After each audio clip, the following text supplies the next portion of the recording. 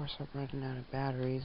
All I do is charge, and they just take my money. But anyways, Comcast called and said they wanted 30 something or $40, or they're gonna cut me off again. So they're threatening me already. And I want to know, do they call everybody and do that for $35? That's just a side note. The Black Nancy Drew is investigating tips of underground meeting Masonic places within the United States of America, communism, SSKK meeting in underground facilities. I got a huge tip from a post office guy who used to live off of Fairbanks in Tacoma, Washington, that underneath the hills in that area they have secret meetings, and there's hiding things in there. If you look at the landscape, you will notice that on 34th and Portland Avenue there is a Czechoslovakia or Russian type of Catholic church, which my mom took me to. And I had communion there, and I remember they had wine and the little things those little bread round things, the little wafer things. My mom used to always wrap her pills in those. But I remember that there's a stairway that goes up to Rogers School right there that's been condemned. Rogers is like a code word, Roger in and out. And then we've got like some teachers living there, like on the bottom of the stairs, that have been identified as witches. I don't know if it's true or not, but some people have said they are. So we've got the street called Portland. If you break down Portland, it's P-O-R, Portland, like poor land, return the poor land to the Russians, to the SS, to the Nazis. It's a code. Is there a port, and it's near the port, because of course that's always going to be a most valuable location, because that's where they ship in the dead bodies, ship out the sex slaves, the market, the organ, black market stuff.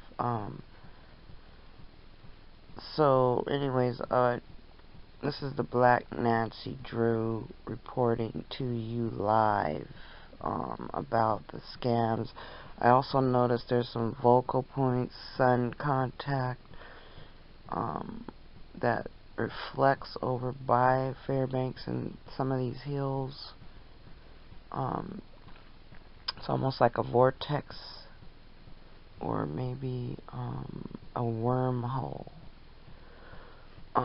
I used to know this guy named Montel that lived at the bottom of the hill, and his brother's name was Chopper. And there's a song called Montel, "This is how we do it." So they're basically coding, saying, we can't meet out anymore. We can't be seen.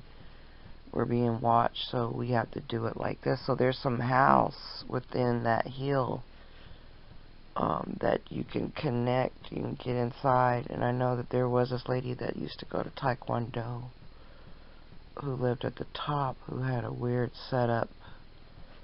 But there could be multiple, but I know there was also a DSHS lady that lived on Fairbanks who was married to a black man, and she was related to Ruth, who worked for hospitals, cancer in Seattle. So that's a connection there with the black market and the organs. they all work together and they're all linked. Those are just some things I wanted to throw at you of a movie I'm working on called Fairbanks Underground or something. I don't know. I haven't come up with a name, but it's definitely deeper than you think. And having the Russians there, and my mom taking me to a church, which is really rare. I never remember her taking me really too often to church when I was little. But that Catholic church I remember going to, and then I found out that my mom was Catholic and Protestant, and that my grandfather was in the SS, and the Catholic Church kicked him out because she had loved a minority black man. So he got extradited or whatever they call it from the church, and then just before he died, they reinstated him. So this is pretty deep here, and it's part of my movie too, where my Opa was SS, but I don't know if I could correlate that.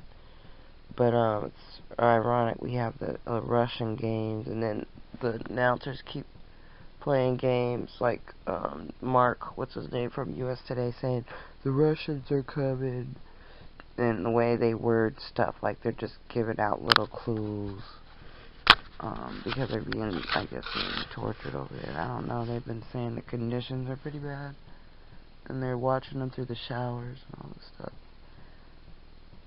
But I don't know what's the deal, you know, who to trust anymore, who to run to, who polices America and Russia and all these big companies or organizations or whatever they call themselves, because they're like corporations now, run by millionaires who are psychopaths a lot of times, child molesters, rapists, killers, and they're never being investigated because they're too high level. I remember when I worked at the chamber, there was a guy who used to come in. I couldn't even know his name. They wouldn't let me know, but he would come and meet with the top dogs. And he had a secret room in there they used to put him in. And he would just come through, and he looked like a troll. This old man, you could tell. And he would always look at me, and I kind of got to like get to know him a little bit, but he never talked to me ever.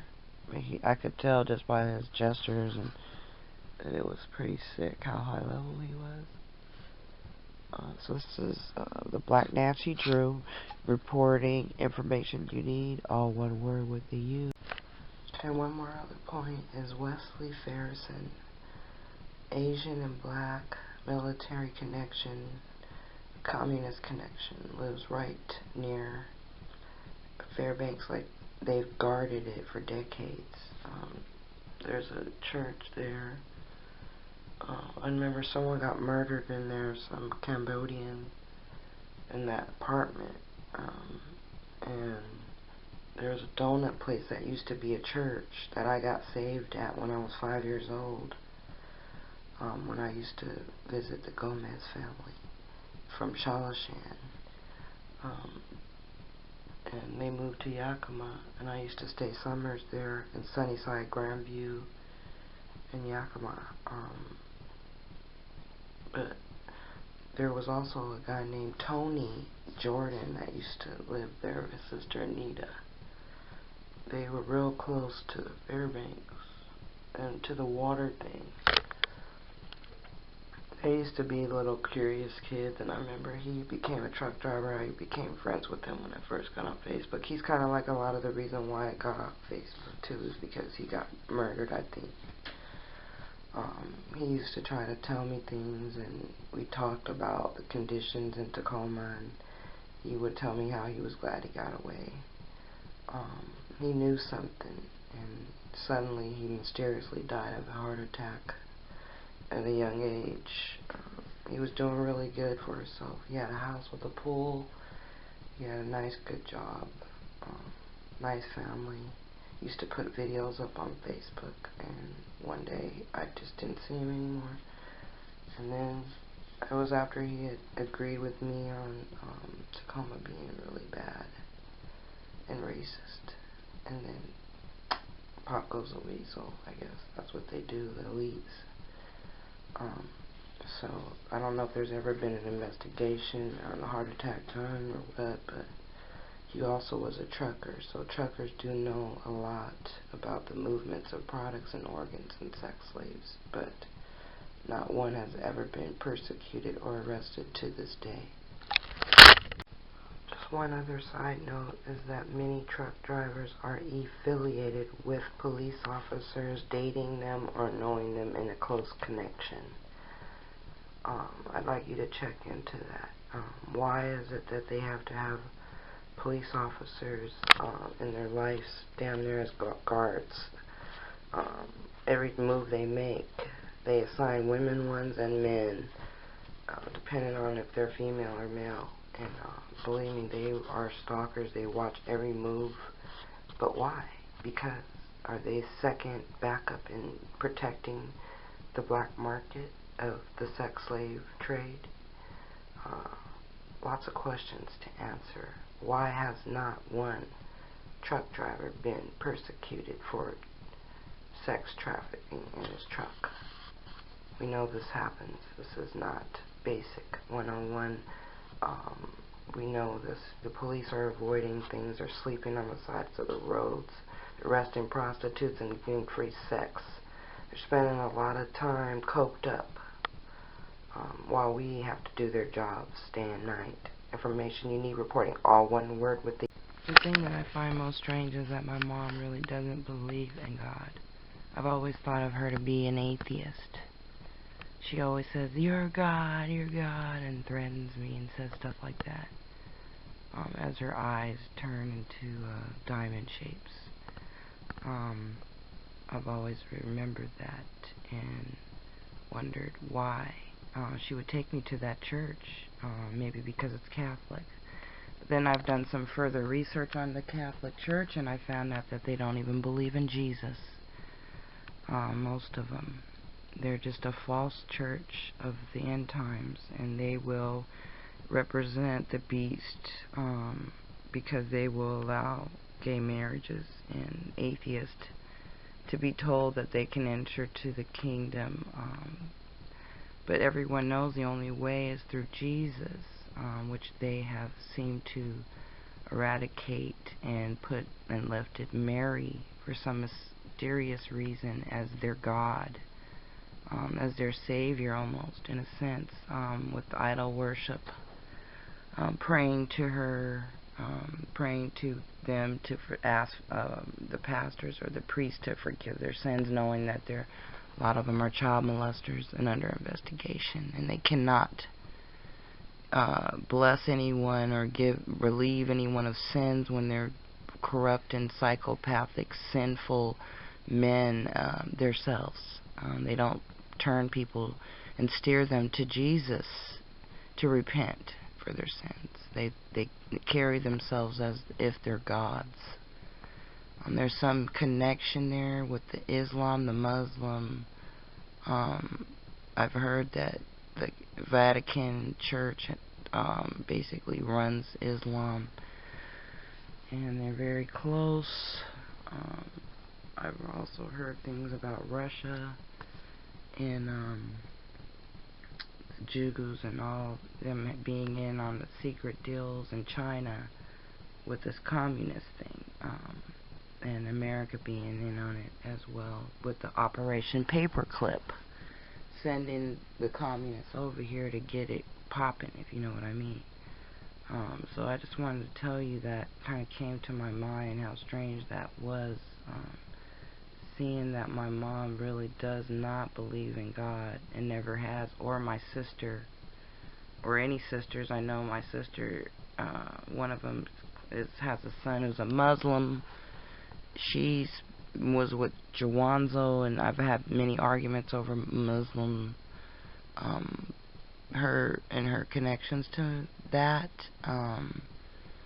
I also have a sister who just doesn't believe in God at all, and another one who, her and my Aunt Tully from Germany don't believe in God anymore because my cousin died, and then one of my nieces has leukemia, so they decided there wasn't a God anymore, because even though one died and one's still alive, but I guess it just took her faith.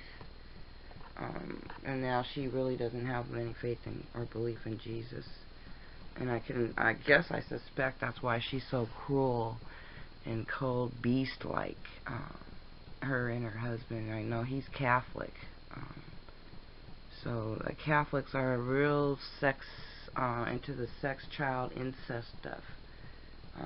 You can always track it to them day and night, even in America. These people never stop. And even at Evergreen, there was a woman that lived on Fox Island who got millions of dollars from the Catholic lawsuit. And she had a husband who was torturing her in the military. And she used to tell me about it. And I ran into her at the orthopedic clinic at Madigan. And I knew she was calling out for help.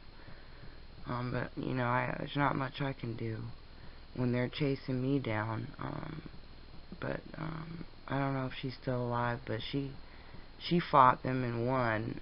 She must have had a hell of a lot of information on the perversion of them. And I'm not sure exactly how it connected or where she lived, where they got her. I think it must have been at a church or some college or something, but, just a heads up on that. Black Nasty True information you need on there.